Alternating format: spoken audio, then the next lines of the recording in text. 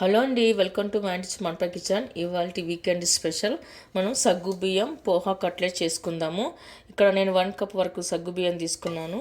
వీటిని ఒక బౌల్లోకి వేసుకుందాము. అలాగే 1 కప్పు పోహా తీసుకున్నాను, అటుకులు. ఈ రెండింటిని బాగా మిక్స్ చేసి బాగా క్లీన్ చేసి కడిగి పెట్టుకుందాము. ఇలా 2 టైమ్స్ బాగా కడిగి పెట్టుకున్న తర్వాత మనం ఇప్పుడు బటర్ మిల్క్లో నానేసుకోవాలి. సగ్గు బియ్యం పోహా ఇలా నానే వరకు మునిగేస్తున్న వరకు నానేసుకొని పెట్టుకోవాలి. ఇప్పుడు 1 అవర్ వరకు పక్కన పెట్టుకుందాము. 1 అవర్ తర్వాత ఒకసారి ఇలా అంతా తీసి కలుపుకొని పెట్టుకుందాము. మరీ మెత్తగా ముద్దలా కాకుండా ఇలా కాస్త పొడి పొడిగా పర్ఫెక్ట్గా నానిపోయిందండి. ఇప్పుడు మనం ఇందులోకి ఉడికించి పెట్టుకున్న బంగాళాదుంపను తురుముకోవాలి.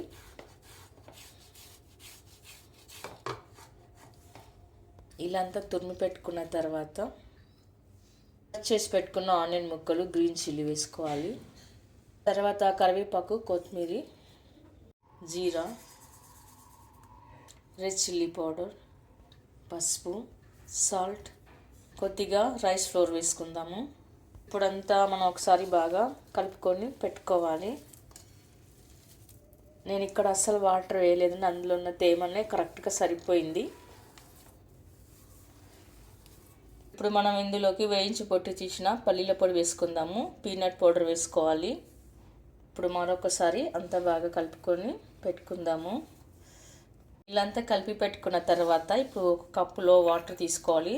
వాటర్ తీసుకొని కొద్దిగా చేతికి తడి చేసుకొని మనం ఇప్పుడు చిన్న చిన్న ఉండలుగా తీసుకొని మనం గరెలాగా వడలాగా ఒత్తుకొని పెట్టుకుందాము. ఇట్లంతా చేసుకొని మధ్యలో ఇదంతా చేసి పెట్టుకున్న తర్వాత మీకు ఇష్టమైతే మధ్యలో ఇట్లా హోల్ వేసుకోండి. మిగతాని ఇలానే చేసి పెట్టుకుందాము. ఇలానే చేసి పెట్టుకున్న తర్వాత ఇప్పుడు మనం ఒక నాన్ స్టిక్ కడాయి పెట్టుకుని అందులో 1 టేబుల్ స్పూన్ ఆయిల్ వేసుకున్న తర్వాత ఒక్కొక్కటిగా ఇలా పెట్టుకొని మనం కాల్చుకోవాలి. డీప్ ఫ్రై ఇష్టపడే వాళ్ళు వీటిని డీప్ ఫ్రై కూడా చేసుకోవచ్చు. నేను ఇక్కడ కాలుస్తున్నాను. వీటిని మనం మధ్య మధ్యలో తిరిగేస్తూ ఉండాలండి. మంచి కలర్ వచ్చే వరకు కాల్చుకొని పెట్టుకుందాము. ఓకే అండి, చూసారుగా పైన క్రంచీగా లోపల సాఫ్ట్గా మృదుగా ఉంటాయండి ఈ కట్లెట్. ఇప్పుడు మిగతాయి కూడా అలానే కాల్చుకొని పెట్టుకుందాము. ఓకే అండి, చూసారుగా ఈ కట్లెట్స్ మార్నింగ్ బ్రేక్ఫాస్ట్లోకి, ఈవినింగ్ స్నాక్స్లోకి ఏ టైం తిన్నా చాలా బాగుంటాయండి. చాలా హెల్దీ కూడా. టమాటా సాస్తో కానీ లేకపోతే ఏదైనా చట్నీతో కానీ తిన్నా చాలా బాగుంటాయి. లేదా అలాగే తిన్నా కూడా చాలా సూపర్ టేస్ట్ ఉంటాయండి. పైన క్రంచీగా లోపల సాఫ్ట్గా చాలా మృదువుగా ఉంటాయండి. చూసారుగా, మరి మీరు కూడా ఒకసారి ట్రై చేయండి. మీకు ఎలా కుదిరిందో కామెంట్స్లో పెట్టండి. లైక్ చేయండి, షేర్ చేయండి. తప్పకుండా మన ఛానల్ని సబ్స్క్రైబ్ చేయండి. Thank you for watching.